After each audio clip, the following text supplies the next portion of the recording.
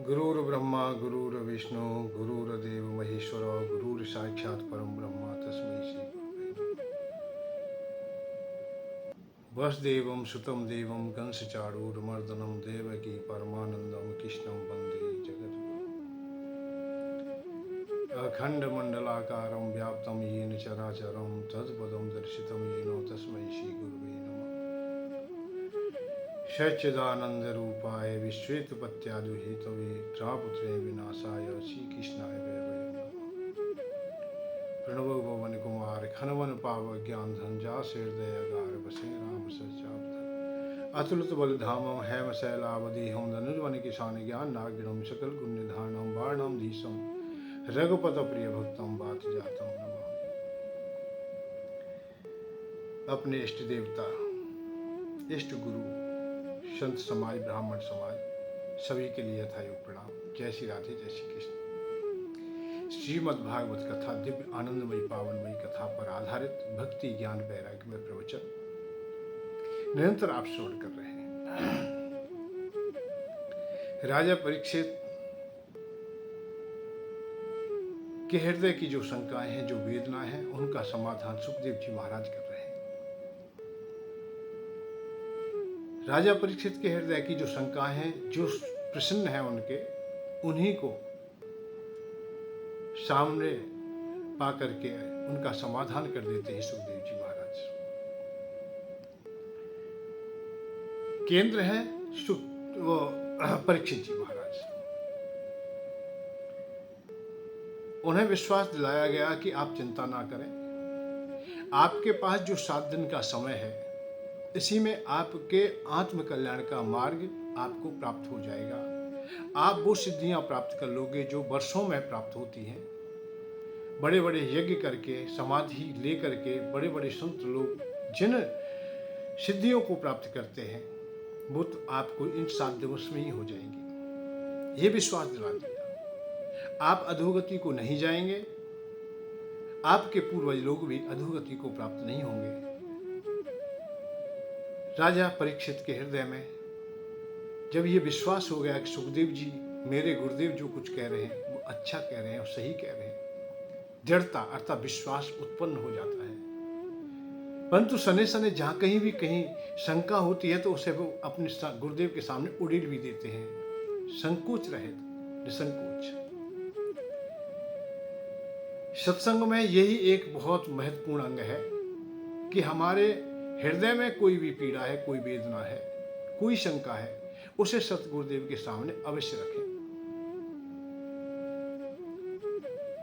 यदि आप लोग उन शंकाओं को अपने में ही दबाए रखोगे तो वो तुम्हें शांति का मार्ग नहीं खोजने देंगी, बार बार आती रहेंगी। संसार की ओर तुम्हारी अभी लालसा है, इच्छा है, भोग भोगने की कामना है, तो वो तभी खत्म होंगी जब उन्हें भोग लेंगे या उनका कोई समाधान निकाल लेंगे। जिस प्रकार से भी गुरुदेव आप बगैर भोगे ही कोई ना कोई मार्ग दे सकते हैं, पर आपके हृदय से स्वयं जब खत्म करना चाहते हैं तो तभी होंगी जब आप लोग स्वयं उनको प्राप्त कर लेंगे। नहीं प्राप्त करेंगे तो उनमें छटपटाते रहेंगे।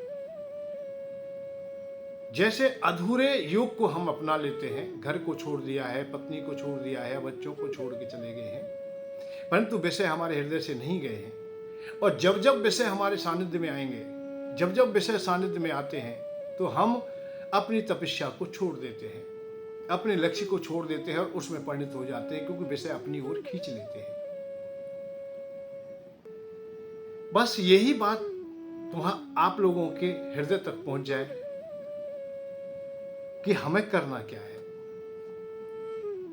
किस प्रकार से हम भगवत कृपा को प्राप्त करें।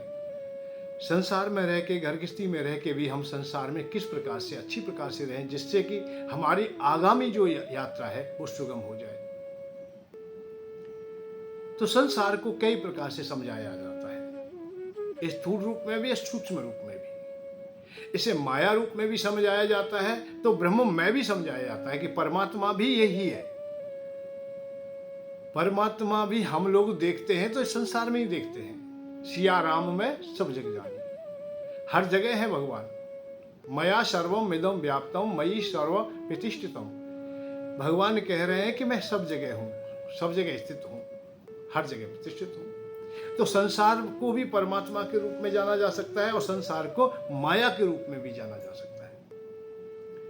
अब आप लोगों के विवेक के ऊपर है कि आप प्रकृति में संसार को देखते हो या परमात्मा में देखते हो। जब परमात्मा में देखने लगते हो तो हृदय में आनंद का अनुभव होने लगता है, और संसार में देखने लगते हो तो संसार की कामनाएं तुम्हारे हृदय में होंगी, और कामनाएं जब अधूरी होंगी तो पीड़ा होगी, तड़प होगी।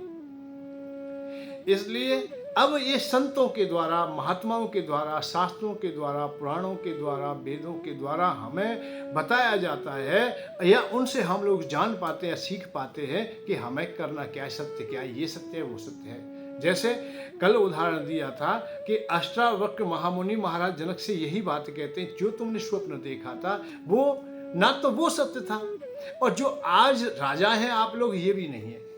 क्योंकि उसे तो हम लोग संसार की दृष्टि से भी देख सकते हैं कि संसार की दृष्टि यह है कि हम सो रहे थे, रात्रि में सो रहे थे, और सुबह जगे तो जैसे सोए थे ऐसे ही हैं हम लोग। वही व्यक्ति है, वही नाम है, वही गुण है, वही क्रिया है।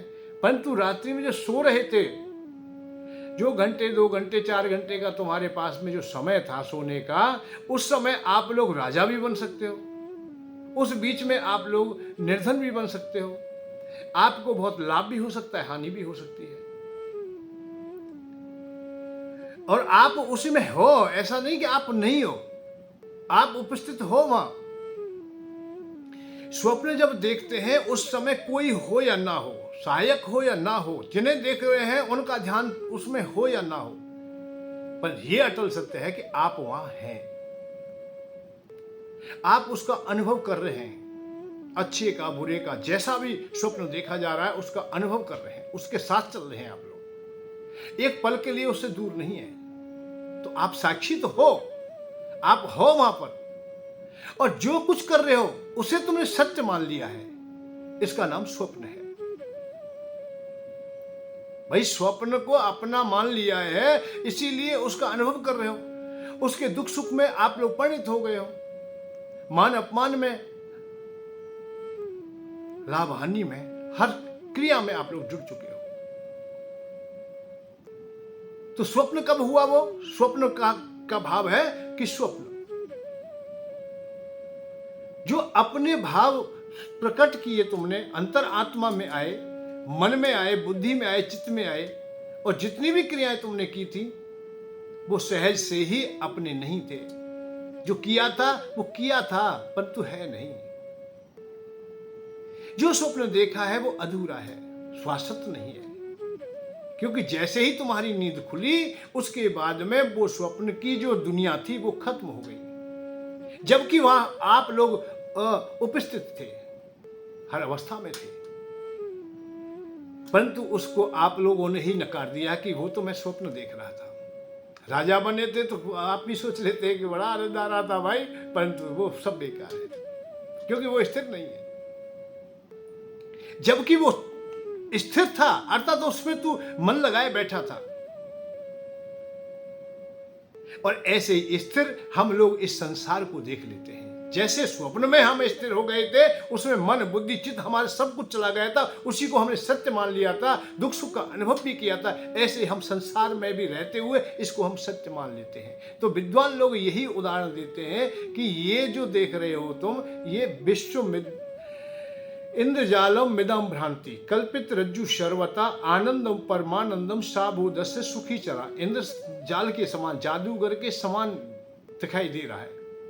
अंध के कारण जैसे रस्सी में सर्प की भ्रांति हो गई है, ऐसे ही तुम्हें संसार में इन भोगों के कारण अर्थात अज्ञानता के कारण आपको सत्य जैसा दिखाई देता है, जबकि ये सत्य नहीं है। आप जब प्रकाश में आओगे, आप बोध में आओगे, आप विवेक को धारण करोगे, तो उस समय आपको स्वाभाविक ही ज्ञात हो जाएगा कि ये जो मैं देख रहा हूं, या मैं जो हूं वो सत्य नहीं है। जो मेरे पास में देह है आज वो कल थी नहीं और आगे भी नहीं रहेगी, ये तुम्हें ज्ञात हो जाएगा। जैसे स्वप्न देखने वाले ने जगने के बाद में ये कह दिया कि भाई वो तो स्वप्न था, उसका कोई भी अस्तित्व नहीं है।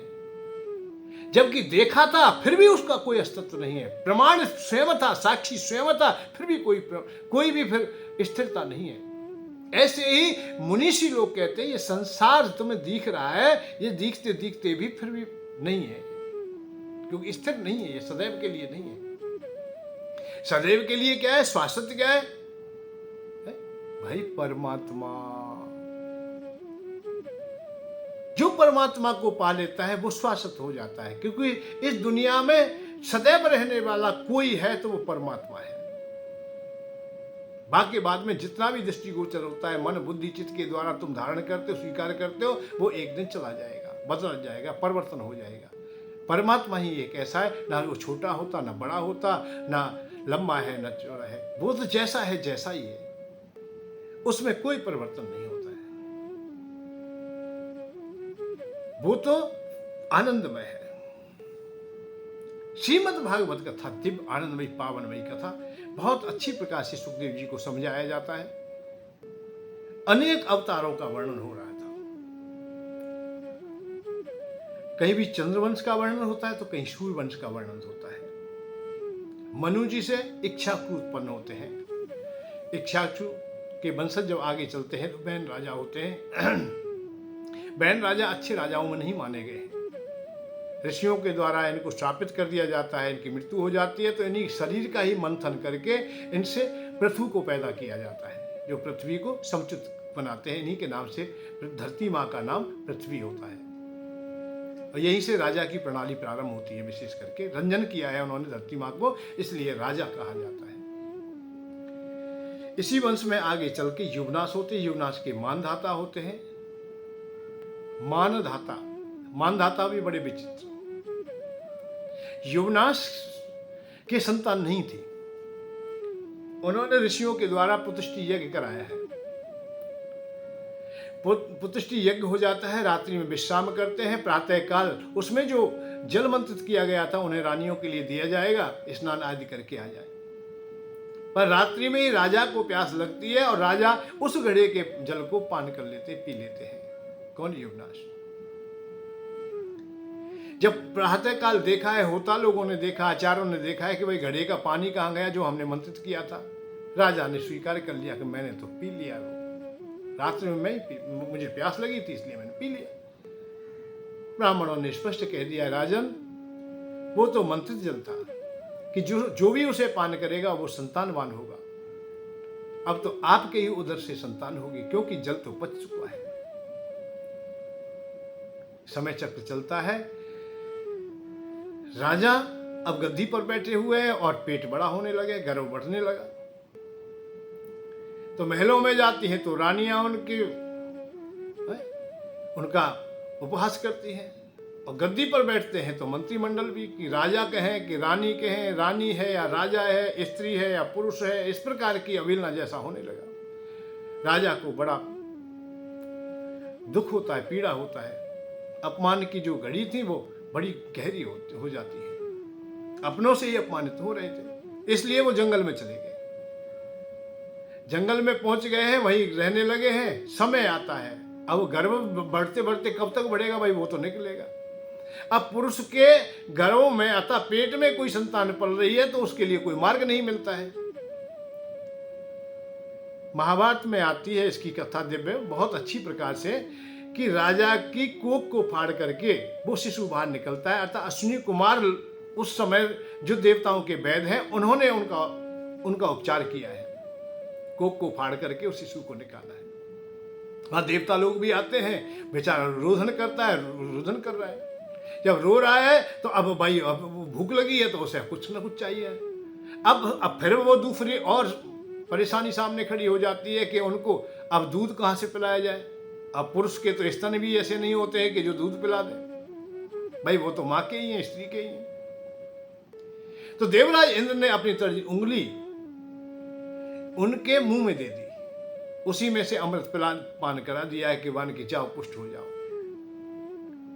अब रुदन किया है, इसलिए भाई माँ का है, माँ का है, माँ का अहम दाता, अर्थात मैं ही आज माँ का काम करता हूं।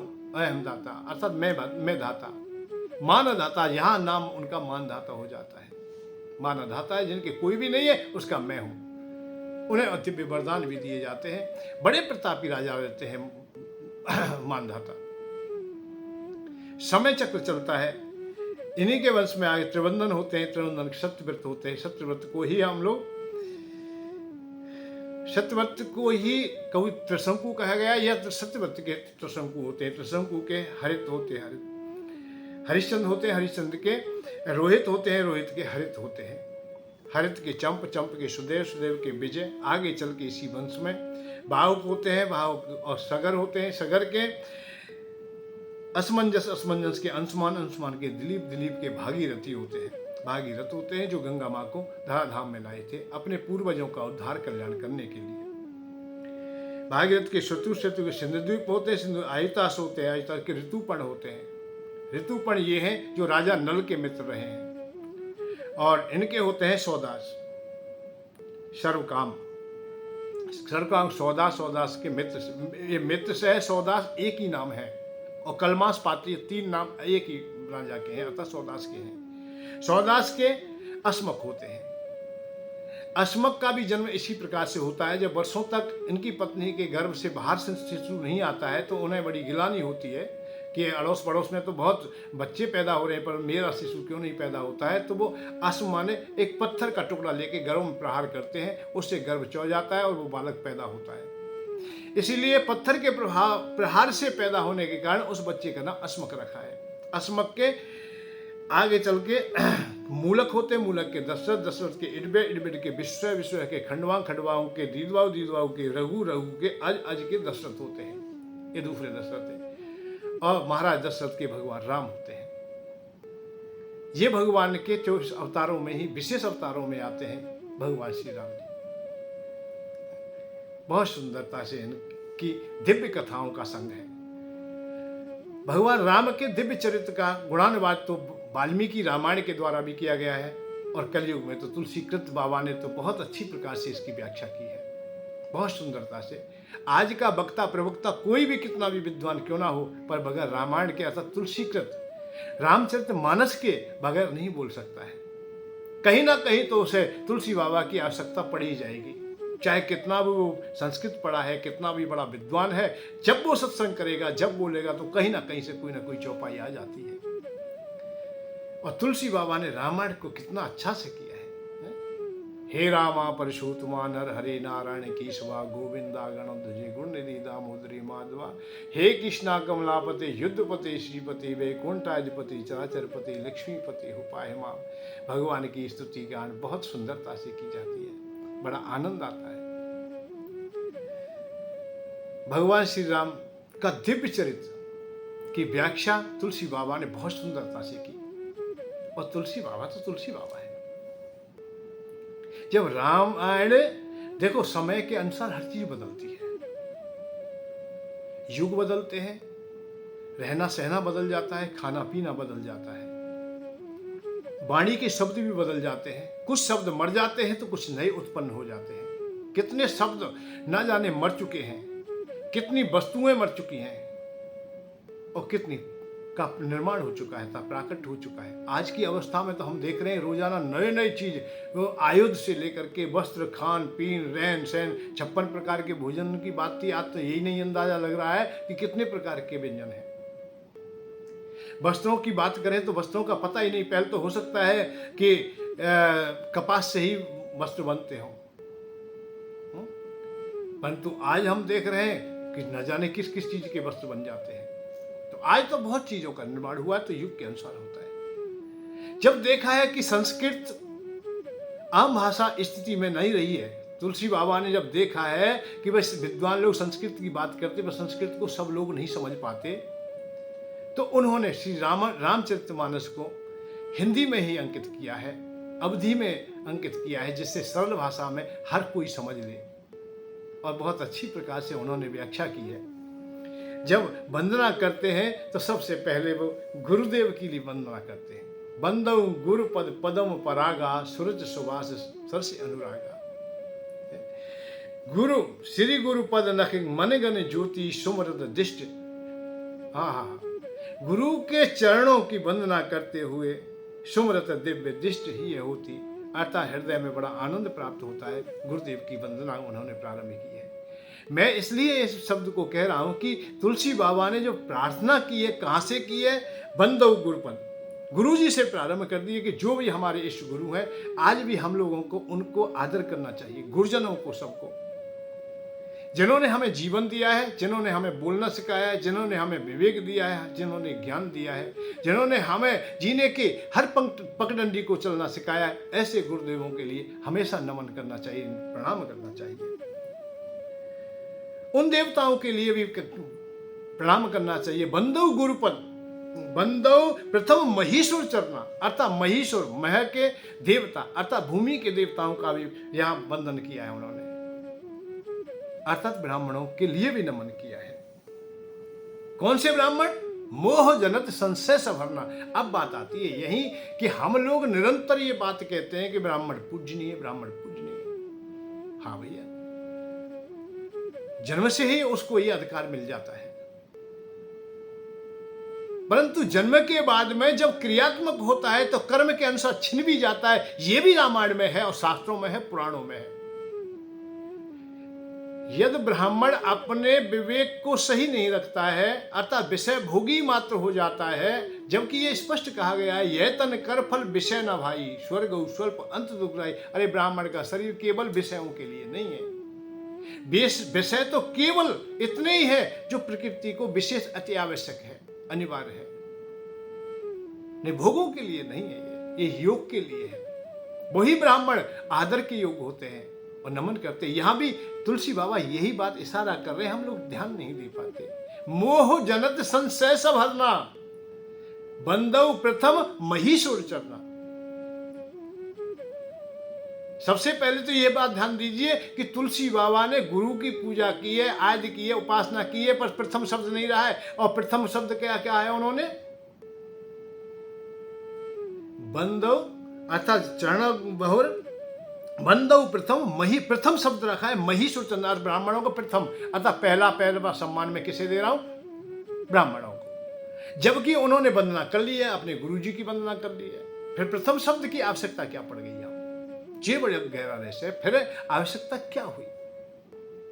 हाँ, आवश्यकता है, गुरु प्रथम और अंत शब्द नहीं है। गुरु तो परमात्मा स्वरूप है, परमात्मा का ना तो प्रारंभ है और न अंत है, इसलिए उनको संज्ञा नहीं दी जा सकती है। प्रथम शब्द है प्रकृति में, अर्थात संसार में, और इसीलिए उन्होंने स्पष्ट नाम ले दिया है महीश्वर, अर्थात भूमि के देवता। बंदो भूमि में जितने भी लोग बसते हैं, अर्थात उनमें सबसे पहले मैं उन ब्राह्मणों के लिए नमन करता हूं। कौन को? मोह जनित संशय सभरना, मोह आदि जो विषय हैं उनको हरण करने वाले हो, उनसे जो दूर रहते हो। अरे कोई शरण में आया है, काम से पीड़ित है, लोभ से पीड़ित है, मोह से पीड़ित है, आज विषयों से पीड़ित है, उस पीड़ा को दूर करने की जो क्षमता रखते हो, जैसे राजा परीक्षित आज वेदना में है, पश्चाताप में है, दुखी है, परेशान है, और सुखदेव जी के सामने आए तो वो पीड़ा दूर हो जानी चाहिए। ऐसे सतगुरु के लिए मैं सत नमन करता हूं, प्रणाम करता हूं। उन ब्राह्मणों के लिए नहीं जो मोह जनता था, संसार में जो स्वयं फंसा हुआ है, वो दूसरों को क्या शांति देगा या संसार से कहां विरक्त करेगा हमें? तो उनके लिए यह नमन नहीं है। बंदो प्रथम महीश्वर चरना, महीश्वर अर्थात ब्राह्मणों के लिए महीश्वर कहा गया है। मोह जनत संशय सभरना, मोह आदि जो विषय उनका हरण करने की क्षमता रखता हो, उनके लिए मैं प्रथम, पहली बार अर्थात प्रथम पहले उन्हीं की वंदना कर रहा हूं। या गणेश जी की वंदना नहीं की है उन्होंने, यहां नारायण भगवान आदि की नहीं की है, उन्होंने गुरु शब्द कह के तो वंदना प्रारंभ कर दी है, और उसमें कोई संज्ञा नहीं दी कि पहला है या अंतिम है या बीच में, कोई गिनती दई नहीं, गणना दई नहीं, उन्होंने प्रारंभ कर दिया। बंदो गुरुपद पदम परागा, सुरत सुवास सरसे अनुरागा, अनुराग जिसमें प्रेम हो, उन गुरु के लिए जो दूसरों पर भी प्रेम बरसाते हो, और गुरु के प्रति मेरा भी प्रेम सदैव बना रहे, अर्थात अनुराग बना रहे। राग जहां खत्म हो जाते हो, वहां से सुवास सरस हो जाते हो। तो हमेशा उन गहराइयों को हम लोग जब समझने का प्रयत्न करेंगे तभी हमें वो मार्ग मिलेगा। जो दरवाजे हमारे छुपे पड़े हैं अर्थात जो खिड़कियां बंद हैं वो खुल जाएंगी। तुलसी बाबा ने सबकी वंदना की, बहुत अच्छी प्रकार से की। बहोर बंद खल गण मन सत्य भाई जेवन काज दाहिने बाएं। उन खलों के लिए भी, उन व्यक्तियों के लिए भी वह तुलसी बाबा वंदना कर लेते हैं जिनकी वंदना नहीं कर पाते। हम लोग नहीं कर पाते, बहुत लोग नहीं कर पाते, पर तुलसी बाबा ने तो कहा है कि ऐसा है भाई, बड़े बाबा बड़े चतुर हैं। हो सकता है कि मैं ये सब काम कर रहा हूँ, हिंदी में लिख रहा हूँ, संस्कृत वाले आएंगे मुझे ना जाने क्या क्या कहेंगे, भला बुरा कहेंगे, कुछ उनके साथ में बदमाश भी आएंगे, तो इसलिए पहले ही उन्होंने बदमाशों के लिए वंदना कर लेता हूँ। बंद खल जस शेष सरोसा सहस बदन बरने पर दोषा। ऐसे उनके लिए भी मैं वंदना कर लेता हूँ जो खल हैं, जो मूर्ख हैं, जो दूसरे की बुराई करने में बड़ा आनंद लेते हैं। और बड़ाई के प्रभु के दो शब्द तो बोल ही नहीं सकते, गुणवान कोई शब्द नहीं बोल सकते हैं। बंदऊ संत असज्जन चरना, संत और असज्जन, अब यहाँ दोनों को मिलते जुलते ही, संत जैसा भी हो असंत जैसा, उनके लिए भी मैं वंदना करता हूँ। ऐसा कोई छोड़ा ही नहीं जिसकी वंदना ना की हो तुलसी बाबा ने। कहीं कोई ये ना कह दे कि मेरा नाम नहीं लिया है। कभी कभी तुमने देखा है बड़ी सभाएं जब होती हैं तो अध्यक्ष से लेकर के जितने भी गणमान्य व्यक्ति आते हैं उनके सबके नाम उच्चारण किए जाते हैं, उनके गुण का बखान किया जाता है और उनके लिए नमन किया जाता है। जो रह जाते हैं वो बेचारे पिचके से रह जाते हैं कि हमारा तो नाम बोला ही नहीं है। परंतु जो सम्मान करने वाला है बड़ा योग्य होता है, अंत में वो कह देता है भैया जिनके नाम नहीं ले पाया या मैं नहीं समझता हूँ या नहीं पहचान है उनके लिए भी मेरा नमन है, सर्व समाज के लिए नमन है, ऐसे बोल देते हैं, तुमने देखा होगा। तो ऐसी तुलसी बाबा ने भी फिर क्या किया, और सिया राम में सब जग जानी, और सिया राम में सब जग जानी, करहु प्रणाम जोरी जुग पानी। भगवान ने, वो तुलसी बाबा ने एक साथ में फिर जो रह गए और जंतु कोई बढ़िया बढ़िया, कोई खल हो, कोई मूर्ख हो, कोई दुष्ट हो, असज्जन हो, जो संजन हो, कैसे भी हो, उन सब के लिए भैया मैं बार बार नमस्कार करता हूँ। यहाँ थोड़ी सी बात नहीं थी, उनके लिए भी। अरे जो सामने से आ रहा हो, कभी कभी कई लोग तो ऐसे होते हैं सब सामने से दिखाई दे जाए तो शरीर से प्राण निकल जाए, ऐसे ऐसे दुष्ट व्यक्ति होते। मानस मांस भोजी भी तक के भी लिए भी बात आती है कि दूसरों का मांस खा लेते हैं, दूसरों को पीड़ा देने में ही अपनी खुशी समझते हैं। परंतु देखो कैसे कैसे व्यक्ति होते हैं, एक मिले किसी से तो बड़ा आनंद का अनुभव होता है और एक बड़ा दुख देता है। एक मिलत दारुण दुख दोई। तुलसी बाबा कहते हैं कि कभी कभी ऐसे व्यक्ति मिल जाते हैं बड़ा कष्ट देते हैं, मिल तो जाते हैं, आ तो जाते हैं, अपनी धाक जमाते हैं। देख लीजिए पंडित जी, हाँ समझ लेना, हम तो समझते हैं, आप भी समझ लेना, हम आपका बहुत आदर करते हैं। ऐसे तरीका से जो बोलने वाले होते हैं तो तुलसी बाबा कह रहे हैं भैया बहुत दारुण दुख देने वाले हैं। एक मिलता ही बिछरत एक प्राण हर ले, एक मिलत दारुण दुख देई और बिछरत एक प्राण हर ले। अब यहां दोनों बातें देखो, एक तो मिलने में दुख दे रहा है, एक बिछुड़ने में दुख दे रहा है। संत लोगों के लिए भी, उन संतों को भी मैं नमन करता हूं, उन मित्रों के लिए, उन सखाओं के लिए, उन भगवत भक्तों के लिए नमन करता हूं जिनके बिछुड़ने में बड़ी पीड़ा होती है। जो सही व्यक्ति होते हैं, शिष्टाचारी व्यवहारी, मानवता को धारण करने वाले होते हैं, उनसे बिछड़ने में हमें बड़ा कष्ट होता है। देखते हैं ना संसार में भी, कोई दुष्ट व्यक्ति है और मर जाता है, कोई किसी ने मार भी दिया है तो लेश मात्र कष्ट नहीं होता है, बढ़िया रहा। संकोच के वशीभूत होकर के आप कहें या ना कहें, चर्चा करें या ना करें, परंतु मन तो तुम्हारा मान ही जाता है कि बहुत बढ़िया रहा, ये मर गया। कोसों दूर है परंतु सज्जन व्यक्ति है, अच्छा व्यक्ति है, मिला भी नहीं है, उससे निस्वार्थ भी कोई सिद्ध नहीं हो रहा है, परंतु वो जब चला जाता है, कोई बात होती है तो बड़ा दुख होता है कि इस व्यक्ति को नहीं जाना चाहिए था, बहुत अच्छा है। अच्छी कथा सुनाता था, अच्छी बात करता था, समाज में बहुत अच्छा रहता था। तो बिछुरत एक प्राण हर ले, जो सज्जन व्यक्ति जब बिछुरता है तो प्राण हर लेता है, और दुष्ट व्यक्ति जब मिलता है, चाहे कितनी भी चुपड़ी चुपड़ी बात करता हो, मीठी मीठी करता हो, फिर भी आहा, दुष्ट में और सज्जन में यही भेद है। इसी प्रकार से तो भगवान की उपासना सिया राम में करके तुलसी बाबा श्रीमद रामायण कथा का लेखन करते हैं। उन्होंने बहुत अच्छी प्रकार से इसको बढ़ाया है। श्री रामचरित मानस, उन्होंने देखिए इसका नामकरण भी किया तो कैसा किया है, रामचरित मानस। मानस का माने मनुष्य। भगवान राम का जो चरित्र है वो मानवों के लिए है, अर्थात मानवता दर्शाता है। मानव बनने का ही भगवान ने प्रयत्न किया है, और ये अटल सत्य है। इस पे विशेष ध्यान दें कि हम जीवन में कुछ बने या ना बने, हम कुछ कर पाए या ना कर पाए, केवल मानव ही बन जाए। हम संत ना बने कोई बात नहीं, महाराज ना बने कोई बात नहीं, धनवान ना बने, बलवान ना बने, पदवान ना बने, मोक्ष वाले ना हो, कोई बने या ना बने, सबसे पहले सर्वप्रथम जो क्रिया है वो है मानव बनने की, कि हम मानव बन जाए। जगह जगह जगह जगह रामायण में, समाज में, सब जगह मिलेगा मानवता। अरे भैया मानव बन जाओ, मानवों की सी बात करो, मनुष्यों की सी बात करो।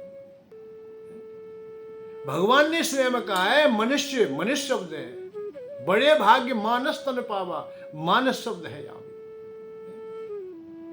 बड़ी कठिनाई से मानव शब्द। एक बात और, सब मम प्रिय सब मम उपजाए, सबते अधिक मनुज मोय भाई। मनुज अर्थात मनुष्य। भगवान राम पूरे जीवन काल मनुष्य बनना चाहते हैं, मानवता धारण करते हैं। मानवता में क्या है कि किसी की भी मान लेता है, मेरे द्वारा किसी को पीड़ा ना हो, किसी को कष्ट ना हो, किसी को दुख ना हो, किसी भी प्रकार का कोई दुख ना हो, यह मानवता है।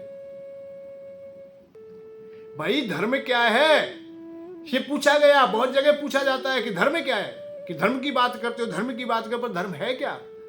धर्म की बात है कि तुम्हारे द्वारा किसी का हित हो जाए, किसी को भी आनंद का अनुभव हो जाए, कोई तुमसे लाभ ले ले। परहित सरिस, परहित दूसरे का हित, धर्म नहीं भाई। परहित सरिस धर्म नहीं भाई, और पर पीड़ा सब नहीं अदमाई। अतः कष्ट क्या है, पीड़ा क्या है, पाप क्या है कि दूसरे को कष्ट हो हमसे। अच्छा क्या है, श्रेष्ठ क्या है, धर्म क्या है कि हमारे द्वारा किसी को लाभ हो जाए, मन से, वाणी से, क्रिया से, कैसे भी दूसरों का हित हो जाए, देश का, धर्म का, समाज का कैसे भी हित हो, यह तुम्हारी मानवता है। मानवता में क्या है, मान लेता है। मान किसकी लेता है, किसी की भी मान लेता है। जो मान जाता है, मान लेता है, वो मानव हो जाता है, और जो नहीं मानता वो अमानव होता है। ये दो तीन बातें बड़ी सुंदर हैं। हम कभी कभी उन रहस्यों को नहीं जान पाते। हमने देखा है कि भक्ति मार्ग में श्रेष्ठता जब आती है तो यही प्रथम शर्त आती है कि मानता है, किसी की भी मानता है। हनुमान जी अपने स्वामी के भगवान राम की मान लेते हैं, और जब मानते हैं, हम हृदय से मानते हैं, तो पीछे से हो, आगे से हो, सामने हो, जहां भी हो, उनकी आज्ञा का कभी भी हम उल्लंघन नहीं करेंगे, उनकी आज्ञा का पालन करेंगे। भगवान राम को विश्वास हो गया है कि हनुमान मेरी बात मानता है, इसलिए उन पर विश्वास कर लिया जाता है, हर प्रकार का विश्वास, कि पुत्र तू सीता जी की खोज को जा रहा है, वैदेही को खोजने जा रहा है, तो ले ये मुद्रिका ले जा। अब बताइए कि 10, 20, 50 तो थे नहीं, कोई लेटर ऐसे तो नहीं थे, कार्ड बना लिए हो कि सबको दस्तखत करके दे दिया हो, कि जामवंत जी को दे दें, अंगद को भी दे दें, मयंद को भी दे दें, दुवंद को भी दे दें, नल को भी दे दें, नील को दे दें, केसरी को दे दें, सबको दे दें। एक अंगूठी है केवल, और वो किसे दी, जबकि सब खोजने के लिए सभी दिशाओं में गए हैं। ये रामायण में आता है कि समस्त दिशाओं के लिए भेजे गए थे सब। पूरब भी भेजे गए हैं, पश्चिम भी भेजे गए हैं, उत्तर भी भेजे गए, दक्षिण भी भेजे गए, हर जगह भेजे गए। पर हनुमान जी को दिया अंगूठी को, क्यों? क्योंकि एक दूसरे पर विश्वास था। जहां विश्वास होगा और विश्वास की डगर, विश्वास का मार्ग, वही बहारा जाता है, वही शुद्ध होता है, पवित्र होता है, अर्थात अच्छा होता है, कंकड़ पत्थरों से रहित हो जाता है, जिस पर छिड़काव लग जाता है, जो हाथ साफ करके, बुहार करके, जिस पर छिड़काव लगा दिया जाए। और वो छिड़काव है, आंखों से जब आंसू बहते हैं, भाव जब उत्पन्न होता है, तो उस मार्ग के सभी अवरुद्ध खत्म हो जाते हैं, अश्रुधारा से की बूंदों से वो पवित्र और पावन हो जाते हैं। हनुमान जी जब सर्वप्रथम मिलते हैं तो वहीं आंखों में आंसू आ गए थे, क्योंकि आपस में दोनों बात कर रहे थे। हनुमान जी ने अंत में यही कहा, मोर नाव तुम पूछो साई, तुम पूछो कस नर की नाई, तब माया बस फिरो बुलाना, ताते प्रभु में नहीं पहचाना। मैं तो नहीं पहचान पाया आप, परंतु आप भी मुझे नहीं पहचानते हैं। हमारा तो आपका बहुत संग है, बहुत पुराना संबंध है।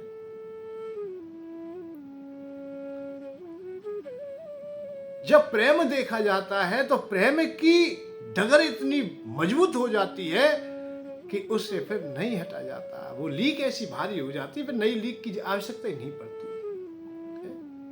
हनुमान जी को हृदय से लगा लिया, भगवान ने आंखों के आंसुओं से शीश दिया है। थोड़ी कोई विकार होगा तो वो भी उन आंसुओं की धारा में बह गया और आशीर्वाद दे दिया। सबसे पहले भगवान ने आशीर्वाद क्या दिया? बहुत महत्वपूर्ण आशीर्वाद दिया था राम जी ने। किसके लिए? हनुमान जी के लिए। सुन कप जिये मां नस जन ऊना, और ते मम प्रिय लक्ष्मण ते दूना। तू मुझे लक्ष्मण से दूना प्रिय है। बात है इस बात की, दूना प्रिय है।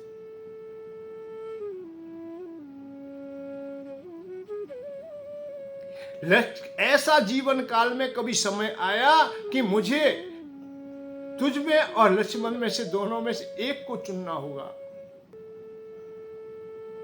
तो उस अवस्था में मैं तुझे नहीं त्याग सकता। मैं लक्ष्मण को त्याग दूंगा पर तुझे नहीं त्यागूंगा। ये वचन तो प्रारंभ में ही दे दिया, मान मिलते ही दे दिया है। सुन कप जिये मानस जन ऊना, ते मम प्रिय लक्ष्मण ते दूना। तू लक्ष्मण ते।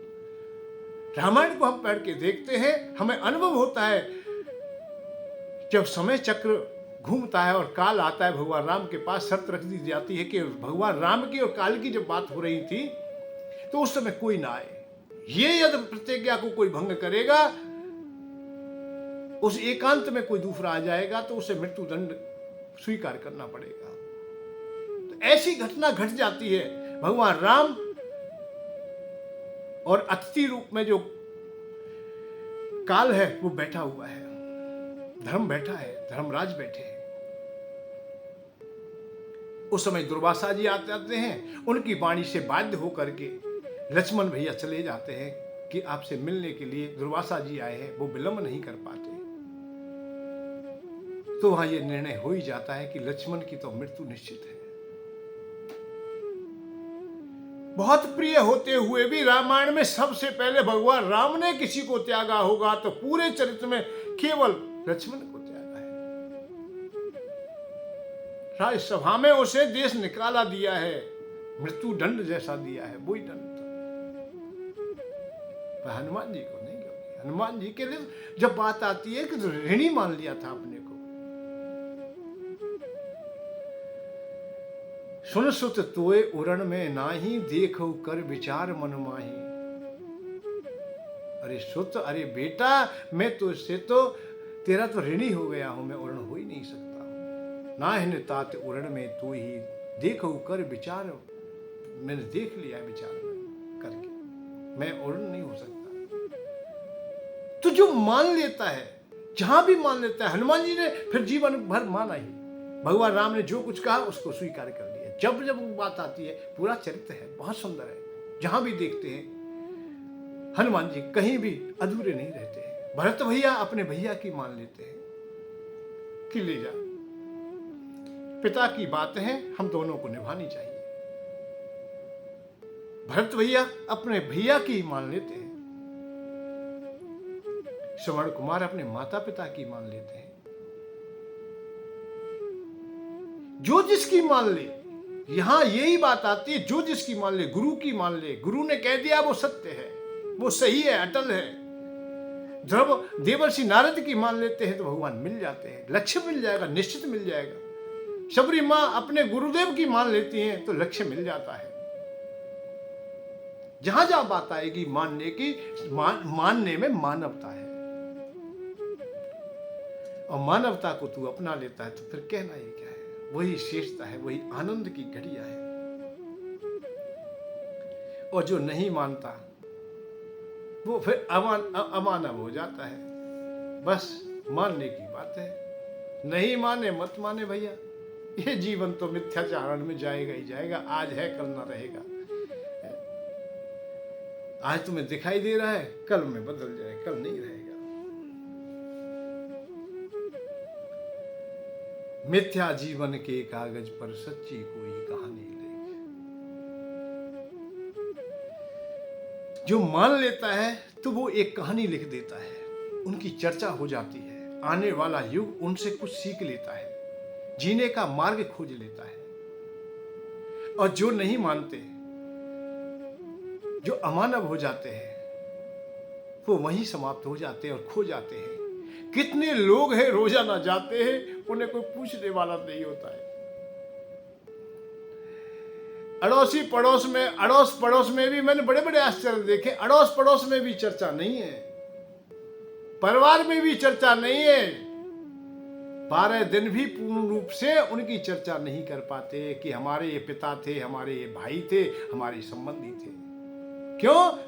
कि वो अच्छे व्यक्ति नहीं थे, अर्थात अमानव थे। वो मानते ही नहीं थे, ना शास्त्रों की मानी, ना ब्राह्मणों की मानी है, ना संतों की मानी है, ना पुराणों की मानी है, ना माता पिता की मानी है, सर्व समाज की ना मानी, देश की, धर्म की, किसी की नहीं मानी।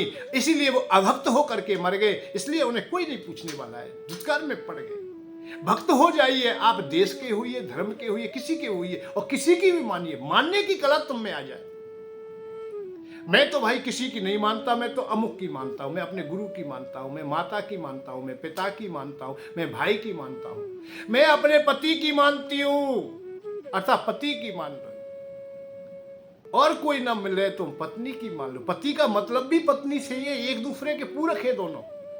पत्नी पति की मान ले और पति पत्नी की मान ले, क्योंकि ये सच्चे मित्र होते हैं। आपस में जो संगठन है, जो एक आकार है, एक प्राण दो देह।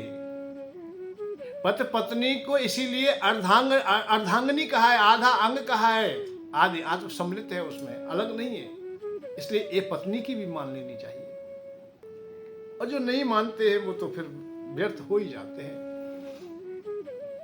वो कहीं भी ठीक नहीं रहते। जो मानता है वो बहुत अच्छा होता है, और नहीं मानता है उसकी बहुत अधूरापन होता है। तुलसी बाबा ने किसी की नहीं मानी। यह बात आती है कि तुलसी बाबा ने किसी की नहीं मानी, तो मानी किसकी? अपनी पत्नी की, रत्ना की मानी। रत्ना के अलावा उन्होंने किसी की मानी नहीं। बहुत लोगों ने समझाया, बहुतों ने कहा भाई इतना प्रेम ठीक नहीं है, इतनी अच्छी बात नहीं है, ऐसे नहीं दुनिया चलती है, ऐसे नहीं करें, परंतु नहीं मानी। और जब समय चक्र आया, रत्ना की मान ली। और रत्ना की जब मान ली, तुलसी तुलसी सब कहे, तुलसी वन की घास, हुई कृपा जब हरि की, एक स्वामी एक दास। तुलसी शब्द है ही क्या? तुलसी की गौणिकता है ही क्या? अरे जब परमात्मा की कृपा होगी, परमात्मा की ओर अपने को उड़ोलोगे, तभी तो तुलसीदास हो गए। और तुलसी वन की लकड़ी थी, वो भगवान की प्यारी हो गई। कब? जब समर्पण होंगे। आप लोग जान लें, मिथ्या जीवन के कागज पर सच्ची कोई कहानी लिख, और नीर खीर तो लिख ना पाया, पानी को तू पानी लिख। पानी को पानी, यही शब्द है केवल पानी। हम पानी को अनेक रूपों में हम बोलने लगे, रसों में बोलने लगे, दूध दही छाछ में बोलने लगे। ये हमारा मिलावट है। यहां पंक्तियां कह रही हैं कि पानी को तू पानी कह, मिथ्या जीवन के कागज पर सच्ची कोई कहानी लिख, नीर खीर तू लिख ना पाया, पानी को तू पानी लिख। बस पानी को पानी लिख दे तू। सारी उम्र गुजारी यूं ही रिश्तों की तुरपाई में, दिल का रिश्ता सच्चा रिश्ता बाकी सब बेमानी ले, मिथ्या जीवन के कागज पर सच्ची कोई कहानी ले, और नीर खीर तो लिख ना पाया, पानी को तू पानी ले। सारी उम्र गुजर जाती है हमारी, ऐसे ही निकल जाती है। अब सुखी होंगे, अब सुखी होंगे, अब आनंद आएगा, अब अच्छा हो जाएगा, अब अच्छा हो जाएगा, पर होता कभी नहीं। हम अधूरे रह जाते हैं। भाई बुढ़ापे में भजन करेंगे, ये तो कितने लोग संकल्प लेते हैं। नौकरी वालों को तो पूछो मत, जब रिटायर हो जाएंगे भैया वृंदावन जाके बच जाएंगे, क्योंकि पेंशन तो मिल ही जाती है, वहीं कुटिया बना के रहेंगे। हजारों लोग ऐसा संकल्प लेते हैं कि वृद्धावस्था आते आते हम तो भगवान के हो जाएंगे। बिल्कुल भजन करें, हमें भी करना भी क्या है, बच्चों की शादी हो गई फिर हमें कुछ नहीं करना है। बेटी अपने घर चली गई है, 2 बेटे, इनकी शादी हो गई, बस इतनी इतनी बातें करके बहुत सहज हो जाते, ऐसे जानिए बिल्कुल त्यागी महाराज है, पर तो नहीं जा पाते।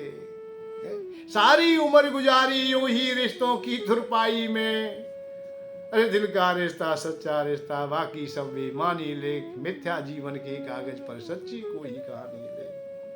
अरे अपना घर क्यों रहा अछूता सावन की बौछारों से, शब्द कोश में शब्द नहीं तो मौसम की नादानी ले, मिथ्या जीवन के कागज पर सच्ची कोई कहानी ले, नीर खीर तो लिख ना पाया, पानी को तू पानी ले। बस पानी को पानी लिख दे, नहीं तो पूरा जीवन निकल जाएगा, कुछ ना मिलेगा, उम्र जैसे ढलती जाएगी, अरे बड़ी पीड़ा और हो जाएगी। बुढ़ापे में तू भजन की बात करता है रे, अरे भगवान बुढ़ापा कोई भजन के लिए, कौन कहता है बुढ़ापा भजन के लिए?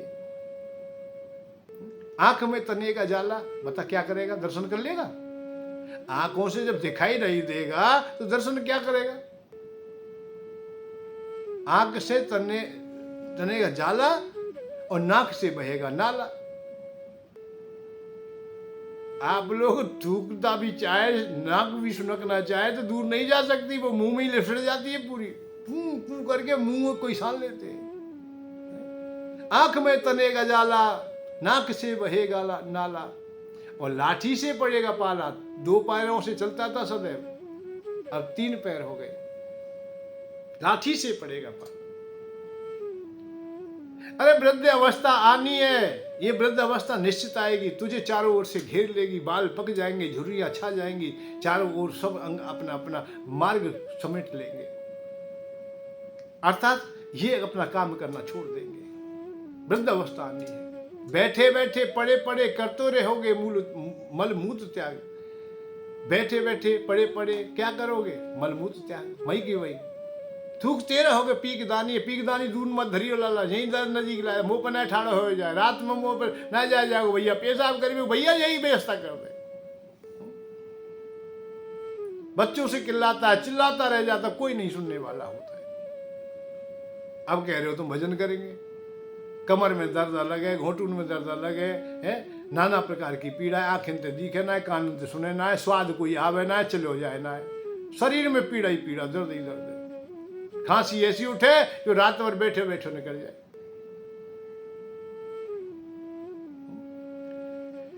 बैठे बैठे पड़े पड़े करते रहोगे मलमूत्र त्याग, थूकते रहोगे पीकदानी है। अरे भक्ति क्या करोगे जब शक्ति ना रहेगी बोलने की इस बद्ध जवानी में।